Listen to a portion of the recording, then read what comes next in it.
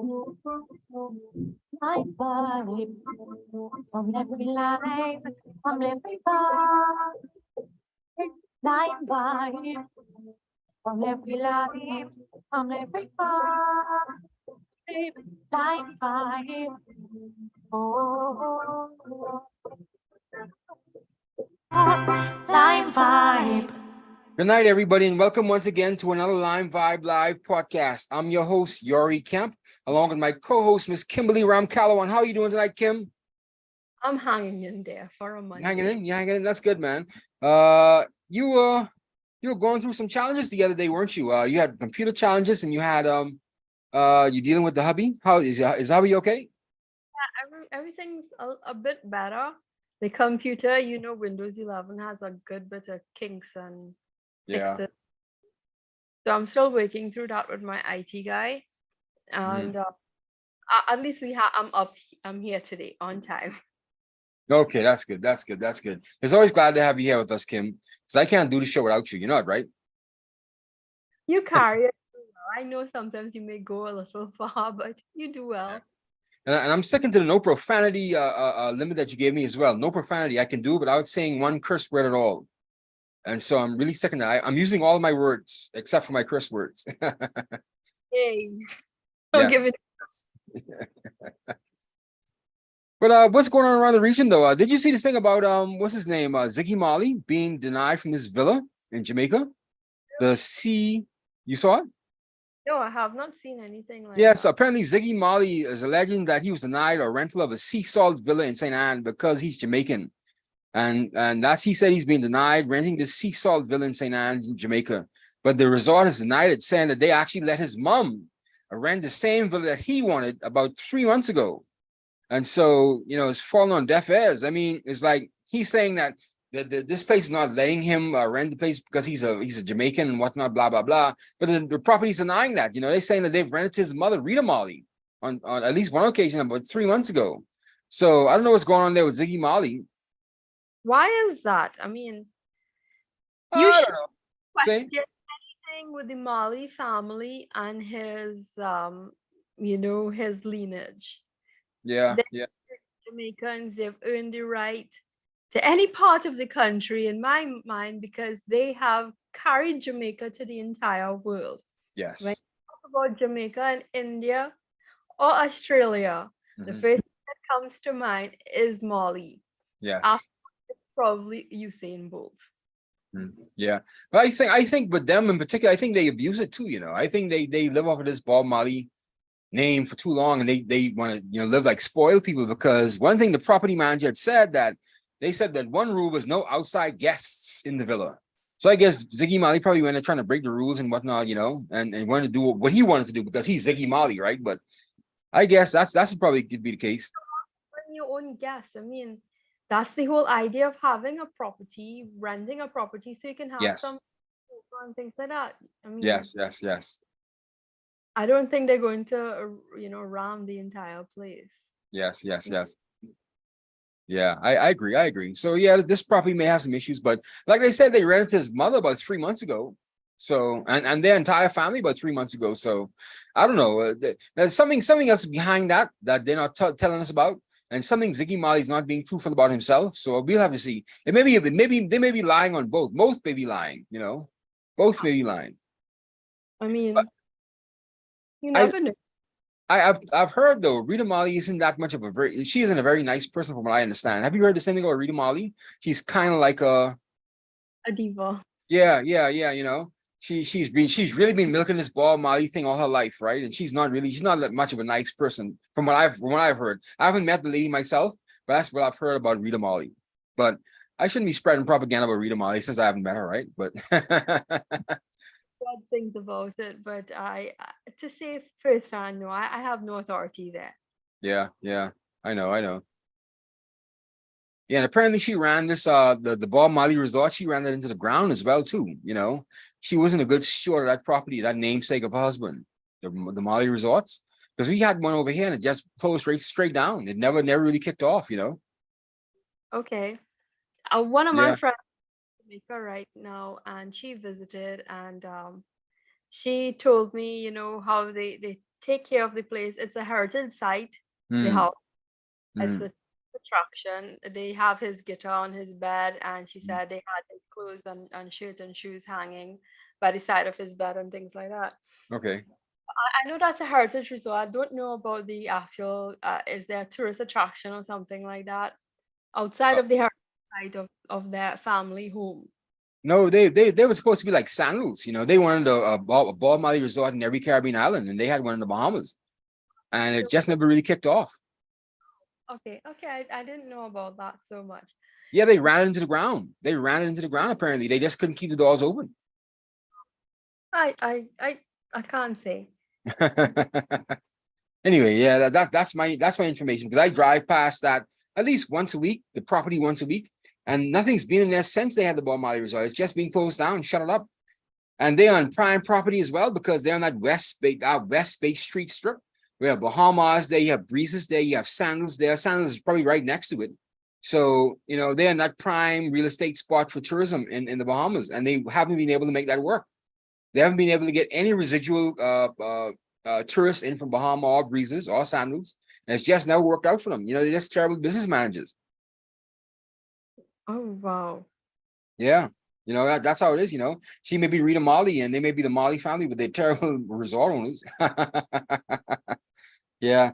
What else is happening though, Kim? I've seen this guy, Kapil Bassoon. He's been emailing me his op-eds. And I know we don't want to talk about him tonight, right? But I've been getting him, and I'm keen to publish, and I don't really mind. I don't really mind once he's not lying on anybody, right? And he hasn't lied on anybody yet. But he's really saying some hard things about the PNM and Keith Rowley, man. Those sentiments run deep there in Trinidad, man. What's really going on, man? No word, no talks. All right, no, you got to go there, Kim. When it comes to Trinidad politics, there's always something. And Yeah. I take these kind of commentaries with a pinch of salt because it's there, it's known.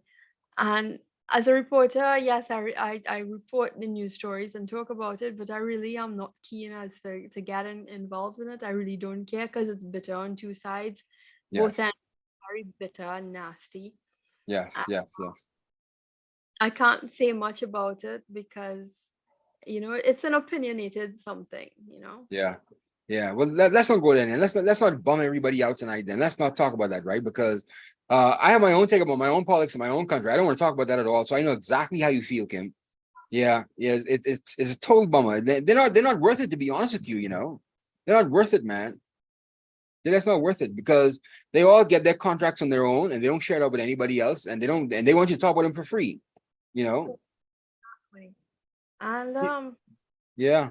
That's not like that. with campaign finance, when it comes to that, and people talk about it, but no one ever really implements the bill.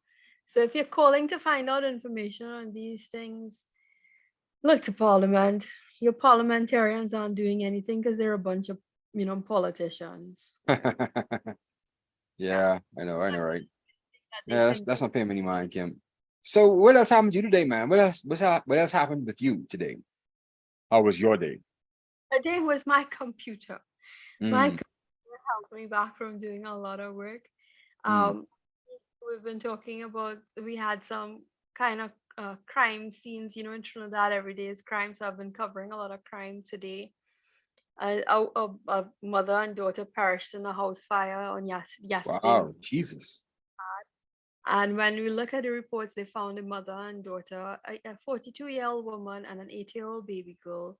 Mm, They perished in the fire without knowing. They were found huddled together, and they wow, were feet away from the back door. wow, The wow. mother did everything to rescue the rest of the children, but it was her and that daughter that died. And I think that's captivated our country today.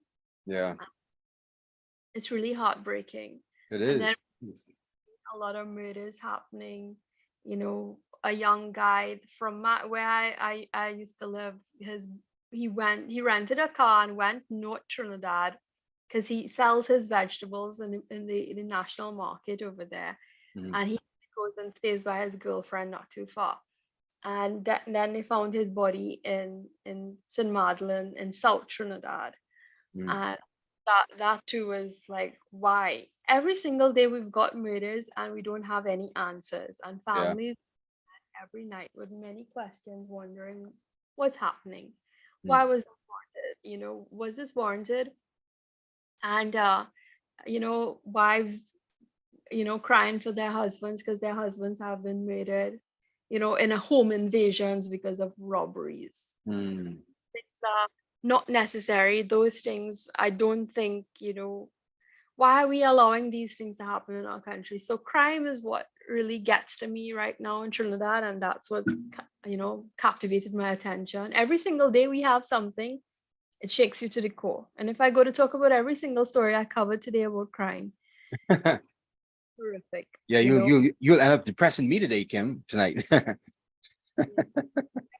There was a body of a young lady found on a North Coast road Mm. today, down a precipice. Mm. She was wearing a colorful dress, and they found her and they described her underwear. And why? Mm. Like, women aren't free to go and do anything, party or anything. If she was out liming, whoever she was with, or whoever Mm. caught her, so it fit to commit this crime to her. Yeah. Yeah, we have our own fair share in the Bahamas too, because not apparently, I was reading a newspaper today, a young 16-year-old girl was picked up over the weekend and she was raped. She was carried to an undisclosed location and raped by two men and left there, But she's alive, but she just was raped. They picked up and they raped her at 16 years old. Jeez. So the story says, mind you, and you Yeah. have to take it as what it is, In our country, 16, anything, is statutory rape below. Mhm. Yes. I hope they find the bastards because it should be, I hope they find them. Rape is not something any woman, a lot of people, I know that there's a culture of talking, oh, she looked for that or she wanted it. It's Mm. disgusting. Mhm. To Yeah. even say or to even think. Yet it's sad, and it's there in our culture. And how do Yeah. we notions that a crime perpetuated against a woman, committed against a woman, Mhm. it is by somehow justified. Yes. Where's our heart? You don't want to see that happen to your own mother, your own daughter, your own No. sister. Why dare say something like that? Yes.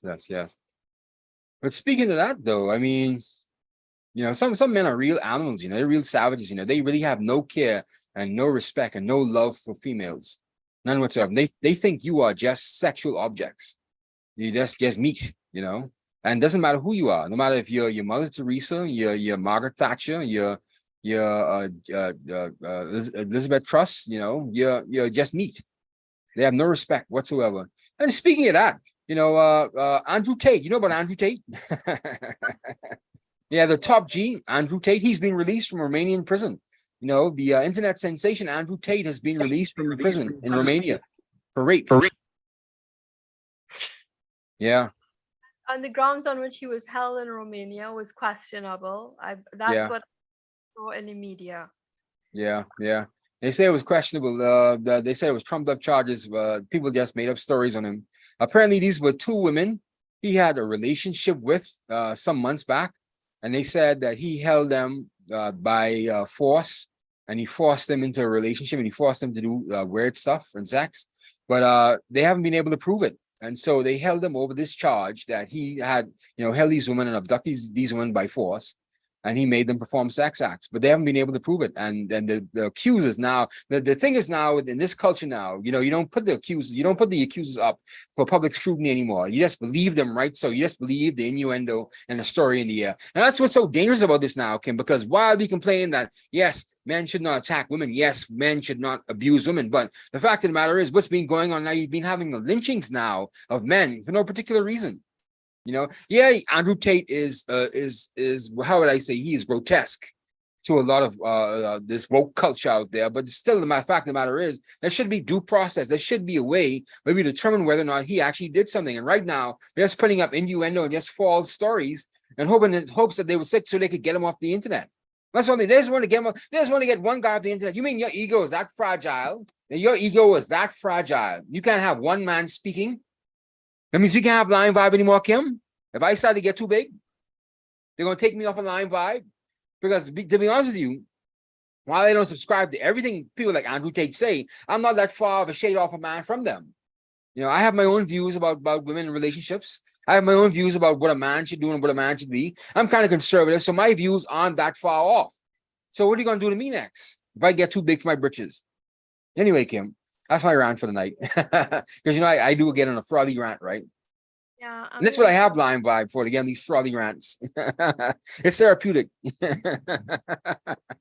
I'll leave you on those episodes alone to do those. But you have Carrie. You talk to Carrie. Does Carrie sound any stranger than what Andrew Tate would sound in his own way? Watching him on his own. Familiar with Andrew Tate. I mean, the amount of things that have been spewed on him on the internet, I did not know what to believe. I just saw that he was. Forgive me for not keeping abreast of things like this, but Hmm. Andrew Tate reminded me of what they do Joe Rogan, Yes. and I got the idea it was like that, and I they went after him. I think after he said something about this young girl, the Swedish young girl who Yeah, talks a Greta lot. Thunberg. Yeah, after the hammer came down, right? That whole Greta Thunberg thing Mm, happened, you mm. know, that's when I got to find out about him. Who is he? And it's like I don't take on Greta and I don't take on Andrew. Yeah, Greta took him down. Greta's is a powerful woman, you know. She's what, 21, 22 now? She's a very powerful woman, man. And she's a very powerful environmental activist. She just popped on the scene out of nowhere, you know, just, you know, waving her climate change flag, and she just being all over the place, man. She could take you down, man. You know, I Greta's on your side, you have a powerful ally. If she's against you, you have a powerful enemy. A little Swedish girl, right? Took down the top G, the top G. That's what Tate calls himself. You know, he calls himself the top G. And you should see his videos on YouTube, man. He's absolutely hilarious, man. He has a podcast with his brother called The Emergency Meeting. And I wish we had named LimeVibe The Emergency Meeting, because it sounds so fitting, right? It sounds okay. The Emergency Meeting. What the hell? What's so emergency about you, Andrew Tate? What's the emergency? You know, just these things, man. So yeah. Greta Thunberg took him down, man. Yeah, and it's only after that I heard that he got arrested not too long after. Yeah. But these were charges they wanted him from about at least about a year ago, you know. These aren't just like things they trumped up. They were following him for the past year. He's been evading police or evading arrest in Romania for the past year or so now. And they just decided to pick him up. I swear it was something very timely. Yeah. How he was speaking out about Greta and what she stands for and things like that. Yeah. She's cool, and I mean, I know as a young person, especially someone in her mental capacity, Mm. I would think that she has been very much influenced. Um, and you know, she had a very impressionable mind, and you know, someone, you know, her family told her, okay, this is what you say, and she just got on the train and said what she had to say. And she reminds me of those. I mean, yes, I know that this generation has to stand up for something, Mm. but you know, it just makes me think of the Gen Zs, you know, and what they are all about, and Yeah. they're just all about banning everybody, and everything is bad, and the whole world is bad, and that's Yeah. I'm the generation after. We're the millennials. I think Gen You're Z, millennials. Yeah, you're millennials. I'm Generation X. right? I'm on the tail end of Generation X. We burned the whole shit down. Sorry, I just said we weren't cursing, right? We'll burn the whole thing down, man. That's the difference between Generation X and millennials. Millennials will whine about it and complain about it online. They put up their little memes and whatnot, but Generation X, we'll get out in the street and we'll burn something down, man. That's why the baby boomers, they don't like us, you know. They had us, you know, they nurtured us, but they don't like us because they know we would burn it down. They know we would burn that place down. Yeah, they know we would. Millennials got caught and probably they say, oh yeah, we're complacent. We're the ones that buying the avocado toast and and you drink hot cocoa in September and you hold it with two hands like this. laughing at those things they call. So that's in America. Yeah. In my country, what are we all about? Yeah, we come from the Backstreet Boys generation. Hey, I like Backstreet. Don't disrespect Backstreet. I like Backstreet. That's all era of music, right? Yeah. Um, when it comes to millennials, I mean, we stand up. We've had to deal with that. How many financial collapses happened in our era? We've had Yes. Yes. it's been very hard. Yes. Apart from political issues, Hmm. and we're just trying to catch up to be somewhere close to where our parents were Yes. at, Yes. Yes. and it's really hard.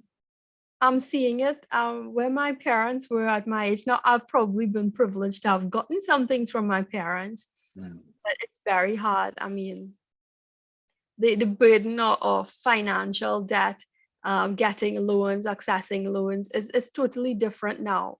Mhm. Having Yeah. to work 4 jobs here in Trinidad is nothing compared to what was being earned when my dad worked 4 jobs as well. It's the Dollar, inflation, man. dollar value is totally different, Yes. Yes. The inflation. The right? inflation. And the whole world watched the inflation just got out of control, And you have to blame China for that too, bringing all these persons into the mix because before the 1980s, they didn't really have an economy. But now you have people in China that's spending money, they're eating up all the resources, and now we have nothing left for us. Exactly. I mean, we had the whole financial collapse in 2008. That's when I was in university and everything. And here in Trinidad, we had the whole CL financial collapse. Yeah. That affected us here too in Trinidad because many of our parents would have invested their monies in those companies and would have lost out. We Mm, had the credit union collapse with the Hindu credit union collapse. People would have lost out money there too. mm. And that we had our own scenarios. And then along comes when you're trying to catch yourself, COVID comes along. Yeah, yeah. COVID says, all right, everything's going to skyrocket. 5 years before COVID. But just to make it a little worse, and all the entire salary that you work for goes into paying for the food that you eat and Yes, nothing yes, yes. else know. is paying for health insurance, paying for healthcare. It's horrible. I know in my case, it's very hard having to pull out the money that I would have spent for my drugs. Mm, So yeah. that's the reality. People laugh at millennials, oh, we're Sophie bunch. Mm. I don't think we are. No, And no. The baby boomers ripped you off. That kind of ripped us off, Kim. so And the thing is, they're still in charge. They don't leave these boards and they don't leave these political positions. And so, but we haven't been able to move them. We haven't been able to dislodge them. Every time we try, something thwarts our efforts. Because God knows Generation X tried. We tried burn the place down, didn't work. Didn't work. Didn't work. and then That remember the World Trade Organization riots in 1996 in Seattle? I think They so. remember it? I would have heard about it. Yeah, yeah, that was Generation X at our apex right there. And it stopped nothing. It stopped nothing with regard to the GATS. It stopped nothing. So what are we to do? We tried our best, and brute force didn't help. So And the then only Gen Z comes along and I think that, oh, they're more mighty and powerful with their voice strong, Mm, talking so loud. That's all you all are gonna do. You're no, not, no, oh, I mean, when I look at Gen Zs now, they want everything handed to them very easy. They want mm, to stay home cozy and work. They don't want to go to an office. They want everything handed to them. It's like, okay, I've got my degree. What next? In fact, I don't even want a degree. I think I can earn a living off the internet and just be that. yeah, yeah, yeah. They don't stand for anything. They don't care to know about culture or history that much. When history, oh, who the heck is that? Why should I care to know about that's that generation. I know each generation dogs the other one. Yeah. When I look at it, they're very cushy and softy and they've lived their entire lives behind a screen, Mm, behind the comfort of a screen, and that's all. yeah. Know And you have anything to blame the parents for that. I mean, they don't know anything about the world outside. Yeah. They don't even know how to have a conversation with you. When I look at them, they don't know how to even say hi, hello. Yes. They Yes. think saying hi or hello is a privilege. Mm. Manners has gone out the window when it comes to that generation. You Yeah, know, this social media is really torn us apart, you know. It's put a veil between us all. There's no interconnection between one another, man, you know. Even with relationships now, you know, people prefer to text each other rather than pick up the phone and call each other and say, hello, how are you? yeah. And then when you listen to their music, you know why they're suffering heartache. All their music makes Oh, hey, you go back to the music, Kim. Oh, hey, you go back to the music. Remember that night we went off? I'm just saying that when you listen to it, it makes you suicidal. So that just gives you the idea of their thoughts and what's Yeah, going on in their yeah, lives. That's their relationship for you. yeah, They yeah. don't know how to put in the work either. They don't know how to put in the work in any area of their lives. Oh, Kim, give them a break, man. They're still human beings, man. But I'll tell you something about drill music, though. When I listen to drill music, I really feeling like a psychopath, man. When I listen to drill music, and these guys, they drive around with that blasting in their ears all day. You know, drinking, getting high. No wonder why they're killing so many people, Kim. No wonder why they're killing people like it's nothing, man. Because they drive around with this drill music in their ears, man. I feel like a psychopath, and I'm a pretty calm guy. If I feel like murdering somebody after I listen to Chief Keef or Lil Reese, you know, if I feel like that, you imagine what these kids feel like. You're older than me, and I have no clue what you're talking about. Oh yeah, these are the hot Lil Reese and Lil Bibby and what's his name, Lil Durk, you know, Chief Keef. They're like the hot Chicago drill rappers, man. Okay. Drill music, like hip hop drill music, you know. If I feel like murdering somebody, you know, pulling out a gun, killing somebody, if I listen to this music, imagine what they feel like. And they're more impressionable than I am. I've browsed things like Scott and it's like, what the heck? Yeah, you're in the back alley and you're going to pull out a gun and do something. Mm, Makes you feel sick to the core, and I'm sticking to my jazz. yeah, yeah, stick to your jazz. My 80s and 90s, and beyond that, no. Yeah. And I have my brand of hip hop I listen to as well, you know. It's strictly East Coast for the most part. I very rarely dabble in Southern rap Okay. or West Coast rap, even though I like Eazy-E and Ice Cube. I like East Coast rap, you know. And I do like dancehall, but it's a particular kind of dancehall. I like dancey dancehall, you know. I don't like the whap whap whap dancehall. I don't like that foolishness, you know. I like dancey poppy dancehall, you know, like a dance and wine and shake up to, man. There's this girl on social media. I think she's on Instagram and Facebook, Mm, and I think her name is Maria Ferreira, mm, and does these hip hop throwbacks. She's mm, more of a West Coast girl because mm. she grew up with that 90s hip hop from the West Coast. And Okay. she's giving you those, and she usually features in the 90s R&B songs as well. And she's usually doing those challenges and things like that. So Michelle Ferrer. I usually follow her a bit Mm, because it gives you those throwbacks, the way back to, the things that your cousins. I mean, I was young at the time when those songs would have come up, but I remember my cousins listening to them, my cousins and my neighbors. So that's how I would know about those songs. So okay. that kind of music is not my genre so much, but when I'm in a mood like Saturday morning doing your errands, yeah, you want to hear that kind of old Saturday morning. Saturday morning is errands and chores. Yeah, It's that's a a, typical Saturday. it's yeah. I mean, COVID really made grocery shopping exciting for us. Really. And if I thought, grocery shopping was an event before Mm. that, and actually prior to COVID, I was doing my catering and I started buying I got hyped on the Pioneer Woman. She has her line of baking wear and cooking wear Mm. collection. And it's like, oh, Kimberly, this is what excites you in your 30s. My early 30s was engrossed in buying teapots and tea sets and matching wear like that. Tupperware gets you excited, it's the Tupperware kind of thing. They turned you into an old maid so quickly, Kim.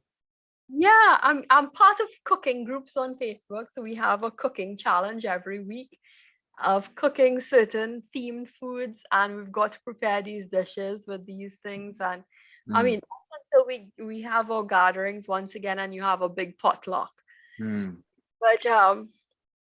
But even when I talk to my girlfriends that are my age that I went to school with, what excites us is going to the grocery store, Mhm. going to the home furnishing stores, going baking and cooking wear line. Hey, you saw the latest in the Panda Woman series, and you saw they brought out this Gladware and things like that.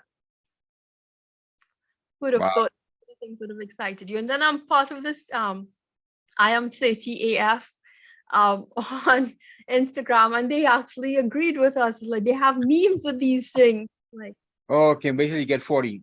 Wait till you get 40 plus. I don't know what's gonna excite me at 40. Oh, Trust me, it granny. doesn't change, you know, it's all in your mind. It's all in your mind, man.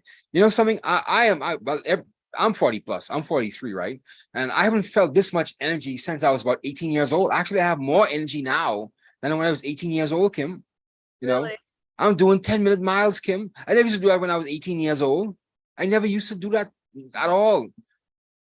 Never would I do a 10-minute mile. Now I'm doing 10-minute miles at 3 miles a pop. You know, I'm doing averaging 10-minute miles for 3 miles straight. Okay, cool, Yeah, cool. yeah, man. We go jogging in the park over here, and we just go around in circles. You know, you just make the laps. That's what we do here in Oh, Trinidad. I can't do that though, Kim. I can't do it. I can't jog on laps. There's no scenery. I need my earphones in. I need to go the scenic route. I need to go on a particular route where I can see the dogs, I can see the cars, I can see the houses, I can smell people cooking in the morning. I need that kind of that energy that it fills my senses. In the park, they've got trees. We've got trees. We have people walking dogs. You've got a park next door, people playing football. You've got usually a football game going on inside of the. You mean soccer, right? I forget you Bahamians are North American. Like, Yeah. We call it soccer. Yeah, the rest of the world is wider than America, and it's I called. know. It's I know. really well. I mean, whatever America plays, they should call it. That's more like rugby. When I look at it, it's more like rugby.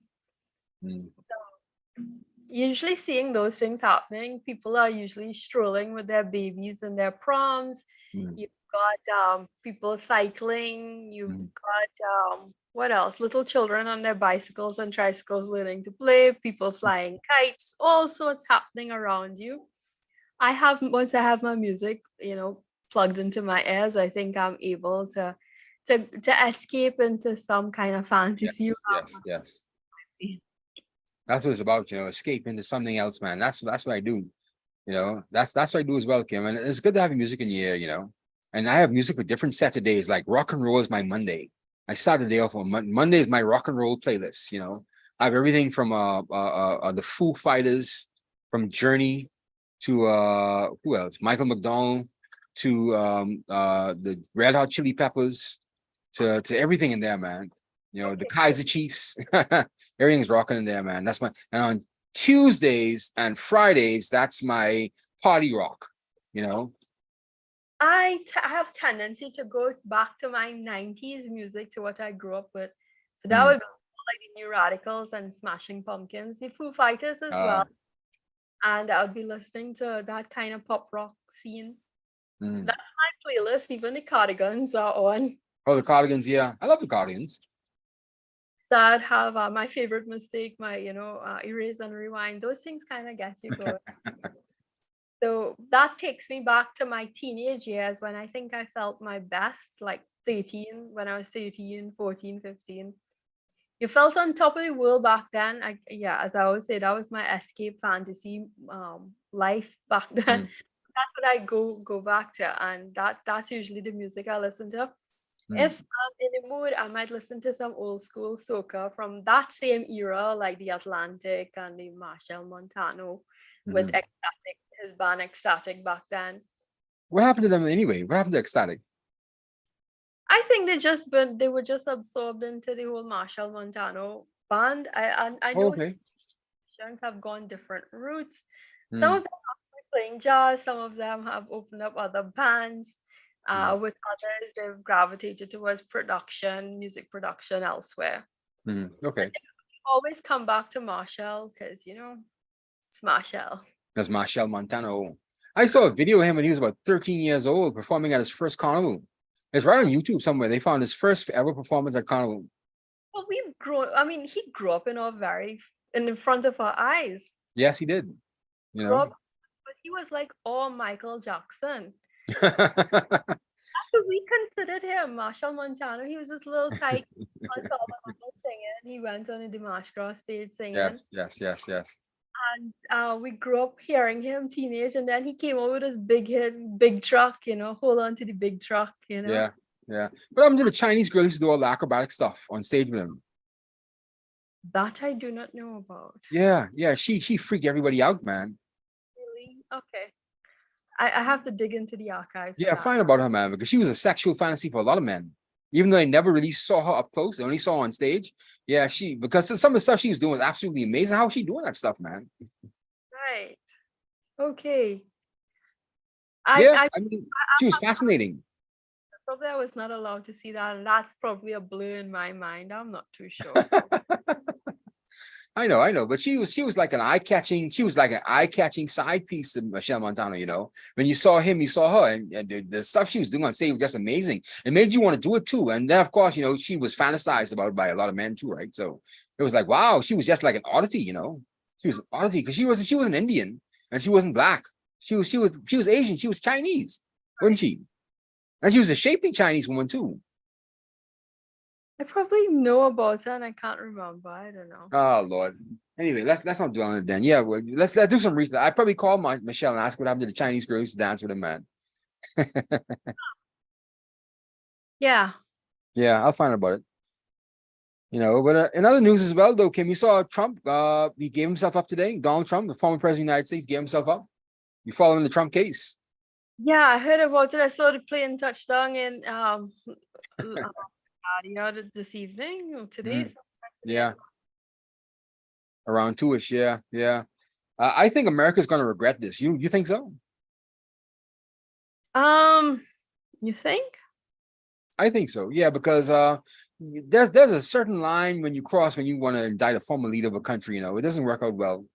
Look what happened with Lula in Brazil, and they tried to nail him to the wall. And what happened? He came back stronger than ever, and he won the re-election. So, and they couldn't really keep him in jail because, like, what exactly did he do? He was a leader. He had mandate to do a lot of things that he did. So how are you going to, pin corruption on someone like that? I know the charges against Trump may be a little different than what they put on Lula, President Lula in Brazil, but still he has a large following. If they don't want to see Donald Trump in jail, trust me, all hell's going to break loose in the United States. This is a line I think the United States didn't want to cross. They let their emotions and their political back and forth get the best of them, I think. I can't say if Trump has done his deeds. I mean, we watched Nixon and the whole Nixon ordeal and his trial. So I guess they would learn to live with it, just like they've lived with Nixon. Yeah, but Nixon was never arrested though. Yeah. Nixon never faced an indictment. It was a big scandal that rocked the Americas and America. So was Whitewater, and so was what was it Monica Lewinsky as well with President Clinton as well, but he never faced an indictment. This is a criminal indictment. This is something different. This is something in front of a grand jury. This is not just like some political scandal or some back and forth, some hocus pocus. This is like an indictment. This is crime, and this is something very, very different from an internal inquiry and a parliamentary inquiry. It's like the difference between in the Commonwealth Caribbean is the difference between a commission of inquiry and an actual jury trial in front of a Supreme Court. This is something totally different. When it comes to Donald Trump, you have no mercy. Yeah, the media seems to portray that America doesn't care, but we know as the KKK and all that he's associated with, the underground world in which yes. they resurrect their heads and come out. Exactly. And that's what's going to happen. And just like with Lula in Brazil, they tried to nail him to the wall and he came back stronger. So you're trying to kill Donald Trump. If you don't actually put him in jail and actually put him away, he's going to come back strong. He's going to have even a stronger political hand. This is a very huge gamble by the Democrats in the United States. This is a very huge gamble because it doesn't work out. Because once you see the sentiments about Trump start to creep into the American people, and once people start to miss him, they actually start looking for him and they want to hear from him, then you're going to start seeing a whole different side of America. They're going to say, why did you have to arrest Donald Trump? He was saying this and he was saying that, especially if some of the things he was saying while he was president actually start to, play in front of your eyes. Like, for example, this TikTok thing now that Donald Trump warned you about before he left office, that he wanted to ban TikTok in the United States. Now you have the U.S. Congress now under Biden examining TikTok and investigating TikTok. Donald Trump told you about that. He told you about it. He told you not to get on it. He told you to get off of it. He told you that he wants to ban TikTok from the United States. He told you that. The Chinese were spying on Americans through TikTok. He told you that. But if you look at the trials, Joe, it's mostly the Republicans that are coming after the entire TikTok crew. Yes, of course, because they understand the security implications of it, I saw the lady from Florida, and the language she used is like, oh, Yeah. good Even though most of them, they know nothing about the internet and about these social media apps, right? This reminds me when Mark Zuckerberg went to Congress the first time. You could tell those congressmen, those senators, they were lost. They didn't know what the hell was going on. Those are the boomers, as we were talking about. What do they know? It's Exactly.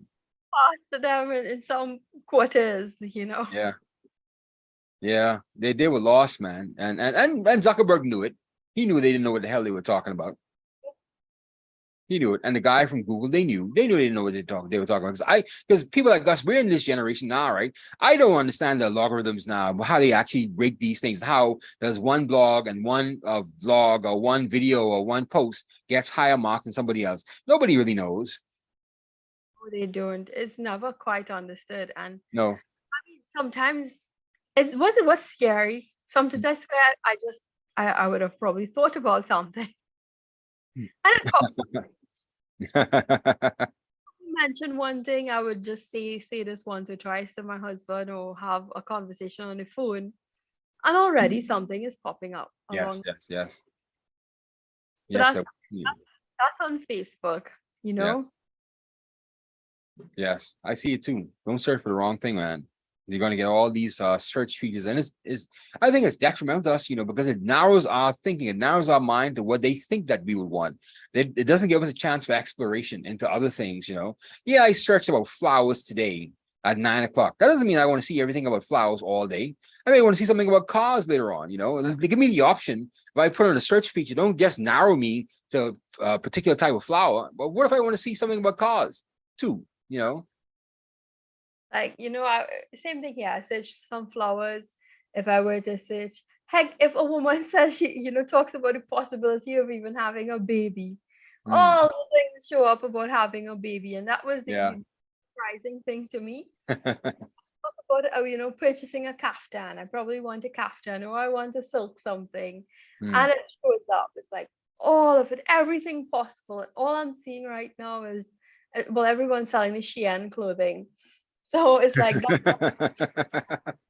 men see on Facebook, everybody that is possibly selling Shein clothing, it's there. Yeah. Just annoying you, right? Just in your face all the time.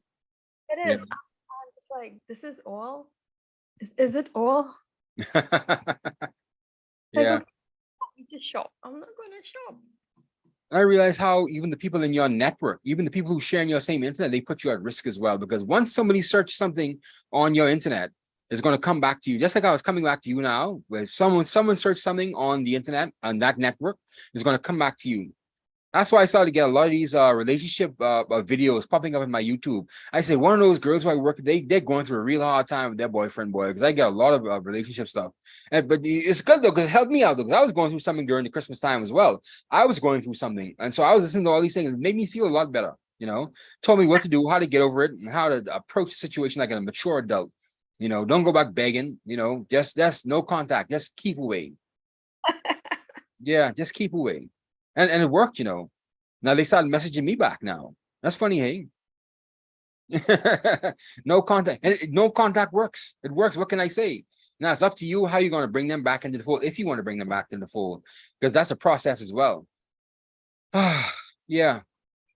Advice from the internet. Courtesy. Yeah. I told you before, I get most of my news from the internet comments, not even from the posts, from the internet comments, from Facebook comments. It's so true. If you want to find out the gist of the story, just look in the comment section. Yes, exactly. That's what fun is. things. I watch Reddit has this the ITA, AITA, or that is, am I the a-hole, or Wow. that stands for Reddit has those scenarios, and then they actually write entire articles about it, and they post it, things about your mother-in-law. This mother did Uh, good. I And tried to get into Reddit, but I haven't gotten into it. Do you read Reddit often? no, I mean, it pops up when you're trying to troubleshoot something like on your computer or the Yeah, software. yeah, Reddit pops up. That's true. Reddit usually is the first thing to come up when you're looking for how to troubleshoot a scenario. Mhm. So that's the only time I'll probably go purposely to it. It's not Mm. usually the most helpful. I Mhm. end up going to CNET or something else that would give it to me. CNET. And they have viruses. You don't. That's right. That's why you got all those viruses on your computer. Can we go to CNET? So I just look at it. I just see what Okay. I think the viruses from my computer come from probably downloading. Sometimes for news, we've got to download some Facebook videos and Ah, go to those things. That's what happens. yeah. FB downloader, right? Yeah, I know. I know. Because Yeah. I tried to abstain from any unusual links. Mm, mm. So, Yeah. Yeah, I download the same stuff as well. And if it wasn't for my mom, who was a computer technician, I would not have any computer systems here at all. Because she keeps everything up and running. When it goes down, I go straight next door. I say, hey, can you help this for me, please? Help me with this. Because I am all thumbs of computers, man. computer savvy than you?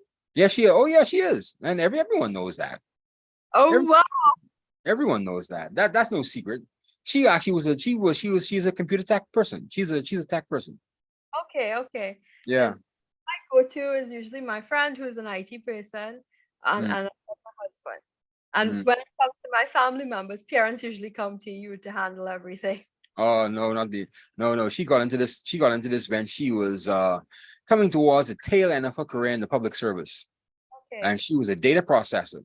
And it came to find that the data processing machines just shut down all the time. So that's how she learned how to, learn all these different database protocols and all that stuff. And then she learned how to fix them because they would go down frequently. So she had to find how to fix them as well and how to update the software and how to put the software on the computers. And nobody else could do it beside from her. So she just became like the go-to person. And so she has learned all these new applications. But the funny thing is with her though, she does not know anything about social media. I have to show her how to download, how to go watch a video on Facebook or watch a video on YouTube and how to search YouTube. She knows everything else. She knows how to set up the network. She knows how to set up all this stuff on your computer. She knows how to create a database, create a website, all that kind of stuff. But she does not know how to use social media. That's so interesting. I mean, I my know. parents are all over social media. My Mm. mom has her Bluetooth headphones and she's usually listening to some podcast or something on YouTube. My dad Uh, is Facebook, and they're always into it. I mean, COVID all as well, pushed them toward having to teach online from home. mm. They had to get computer savvy, so that just pushed them over to the limit in being aware. Of what to do. That's good. So COVID serves some purpose. Yeah, to the older generation. It serves some purpose. Yeah. But I mean, apart from that, I think I was more productive during COVID than I was in the office. You think so? Yeah, I think so. I mean, then again, you were working more hours at Mm. home. Yeah, So that's bad about working from home. You're I more. found my I found my boss would abuse me. He would call me at all hours and he would take advantage of it because he knew I was working from home. So he always wanted to make sure I was doing work. So after 5 o'clock, after 6 o'clock, he would be calling me about work. And so I didn't mind coming back into the office after a while because I was tired of calls on my personal time. So once he could see me physically, he could see I actually produce something. I'm not actually just sitting around just doing nothing, and made him feel more comfortable. So I stopped answering his phone calls. Yeah, the hell with him, man. No, I work all day from 9 o'clock to 5 o'clock. You call me 6:30 in the evening. Are you mad? Are you mad? I mean, during my time at home, I worked from home. Hmm. I was doing my communications full time with the company back then, Hmm. and we had, with communications, you are on call 24/7, just like a reporter. Mhm. So you've got to do communications, crisis communications. You've got to do damage control and things like that. So there were situations where midnight the CEO and thing they would actually call and say, okay, we need to put out something now. This is happening now because it came. Wow. So I could understand that. I mean, that comes with the territory, but See, because you were in news, right? You were in news. I was in business news. And so I couldn't take that foolishness, man. And some of the girls who I work with as well, the ladies I work with as well, they would get up 12 o'clock, 1 o'clock in the morning to go to a murder scene. You know, No. that's what they would do, not me. this communication, corporate communications. This was Wow. not in the reporting. I did reporting, as I moonlight as a reporter, and I would have sent stories with you guys and things like that. But that's it. When it came to my full-time job, it was corporate communications. Corporate communications puts you into crisis communications mode and damage in the event of something major happening, like flooding were to happen. I had to deal with things like that. So yeah. I realize, Kim, there's nothing that serious to get you up 12 o'clock in the night. There's nothing that can't wait until 9 o'clock the next day. No. We had flash flooding and someone drowned, and we had to actually it's someone all hands on deck. That's an emergency situation then. That's a natural disaster. That's crisis communication. Yeah. Okay, I got you. I understand. My naivety. I'm sorry. My ignorance again. When disasters strike, you've got to be ready, and you have to enact that communications, that special kind of communications, to all channels and all your various publics. So you don't panic everyone, right? You have to keep everybody calm. Yeah. The key to that is keeping all publics informed and making sure they're aware of the situation. Always be truthful. Now, in my scenario, I had to deal with some politicians, so the politicians would have overstepped. And politicians usually want to say what they want to say. They don't often listen to the communications expert. Yeah, they want to say their truth, right? You want to guide them in crafting their messages and using the right words. Yes. Cause panic. And you talk about it in that scenario where someone would have drowned. You have to, first of all, condolences, and then helping hand to the family. And then you talk about the dangers and going to safety and things like that. So that's crisis communications, and it happened 12 o'clock. We had our flooding happening and crazy things were going on. So there's a whole strategy you guys follow in crisis communications. Yeah, communication. So condolences, and then what? Condolences, and then what? You go into condolences first. You have to address the family. It's a sensitive matter, and crafting that. You do the condolences, and after the condolences, you put in strategic. You're saying what is done, what was done. You explain the scenario, and then you start to put in your safety measures with everyone else. Okay, that's pretty nice. Pretty sweet. Yeah, and you've got you usually have to have a plan out for 72 hours. 24 hours and 48 hours are often the most critical. First 12 hours, 24 hours, you have to keep abreast with the public, tell them what's going on and things like that. I mean, you would have seen it playing out even with the St. Vincent and the Grenadines when La Soufrière would have erupted. That's the scenario the entire Caribbean was familiar with. Even well, I would hope that in the Bahamas, when it came to the hurricane and what contaminated and keep making now I'm going to look back at some of those messages. I'm going to see exactly if that's the format they follow. I'm going to go back to that. I'll take a look at that and I'll see. But speaking of La Soufrière though, what's his name? Ralph Gonzalez. He was so calm through that whole thing. He was so calm, and everyone was saying, "Wow, he's facing a volcano about to erupt and destroy the entire island, and he's so calm." And that's one thing we took from that, compared to our prime minister at the time when we were going through Dorian. I mean, he was absolutely bananas. He was hyping us up. He was like, wow, he was trying to panic us. He was really trying to scare the living daylights out of us, man. And I think that's the difference in leaders, leadership. Yeah. To be courage under fire. Yeah. Being there for the people. Yeah. Ralph loves his people. That's why. Comrade Gonzalez, he loves his people. That's why he doesn't want to panic them. But our guys, I like to see it jumping from one foot to the next. And I realize that is and I shouldn't go dark like this, right? But I believe that is a particular strategy they use to keep us on edge and to keep us anxious all the time. I believe that's a strategy to keep us always jumping from one foot to the next, because nothing really stops here in the Bahamas. You're always jumping from one fire to the next.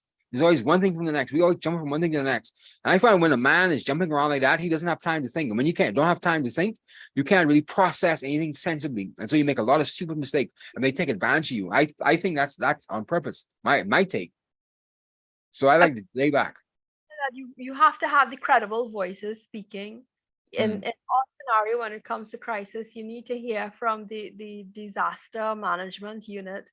You've got to hear what their plans, their strategies, what they're telling you. They come in effect and telling you what not to do. That kind of communication, that kind of information. Some people, we take it for granted that it might be common sense.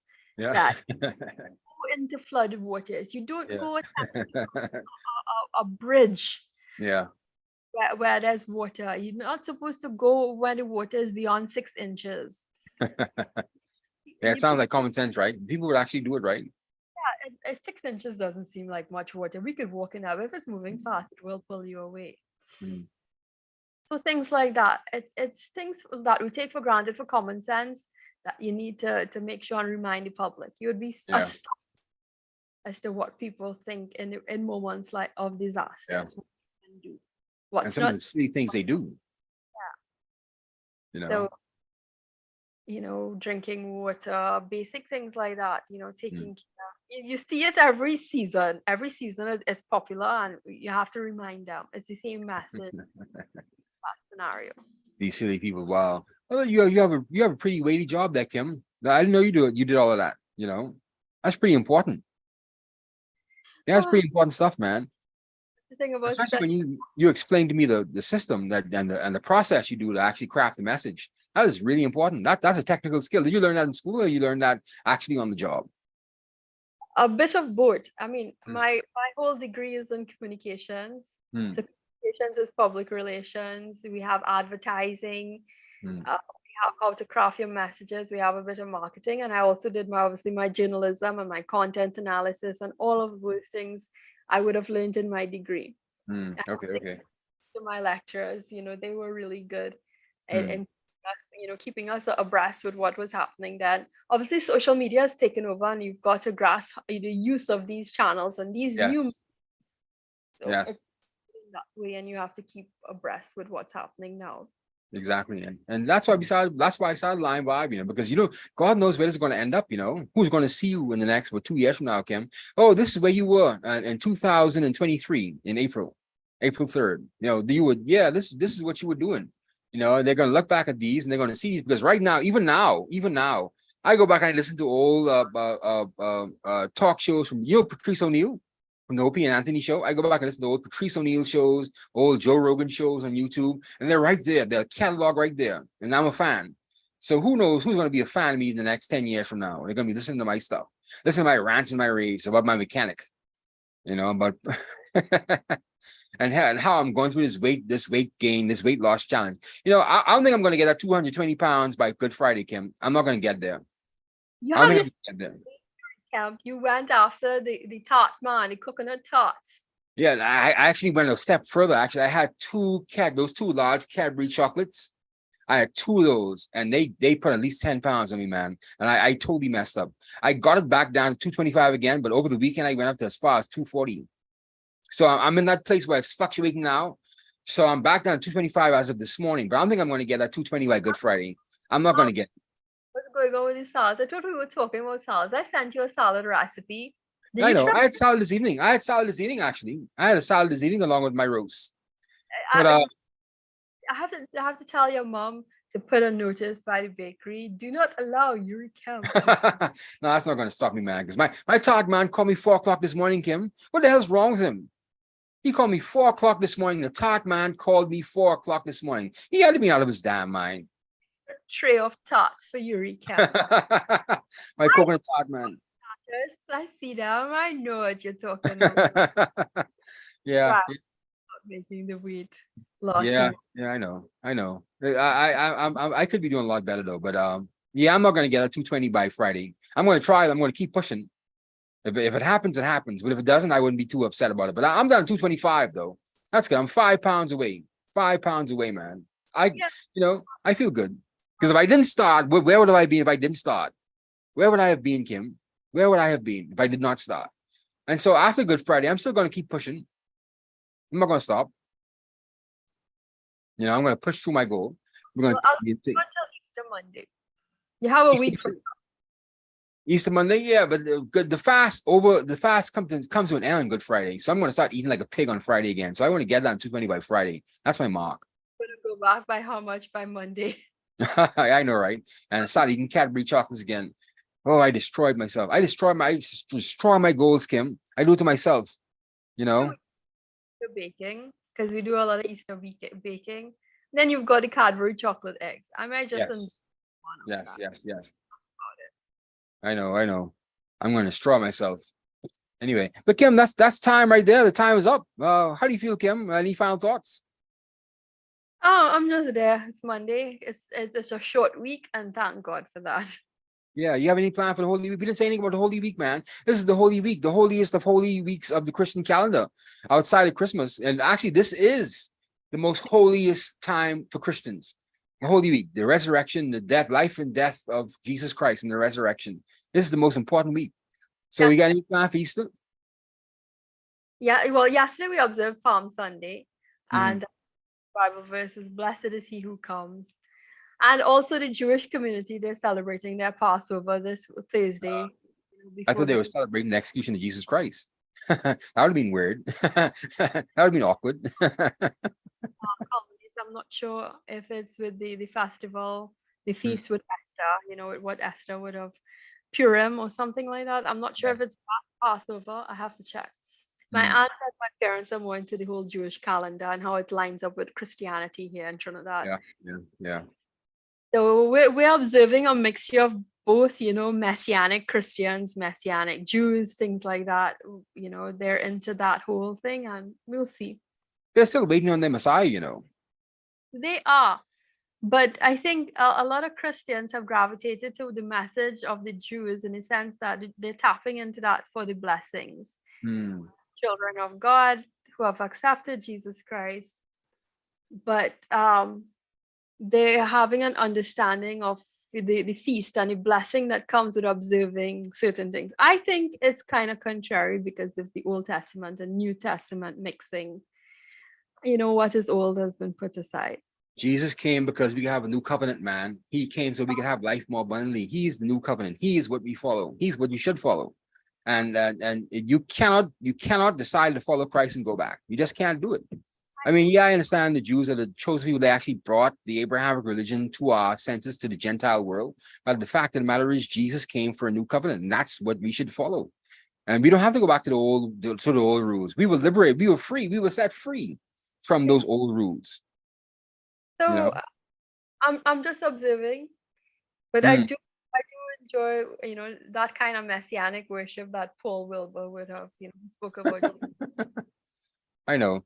We'll enjoy your week though, Kim. We're going to be back on Wednesday again. But by the way, there's no Friday show on Good Friday, and there's no Easter Monday show. We're going to be back after this Wednesday. We're going to be back next Wednesday with another show. So that's us right there. So my name is Yori Kemp, and thank you for joining us again for another LimeVibe Live podcast, along with my co-host, Kimberly Ramkalawan. Say goodbye from Trinidad, Kimberly. Goodbye. Goodbye. Thank you for joining us. And if you have not done so, please like and subscribe to our YouTube channel and our Facebook page. It really helps us out a lot. So I appreciate you. So we'll see you again on Wednesday night on another LimeVibe Live podcast. Thank you. Goodbye.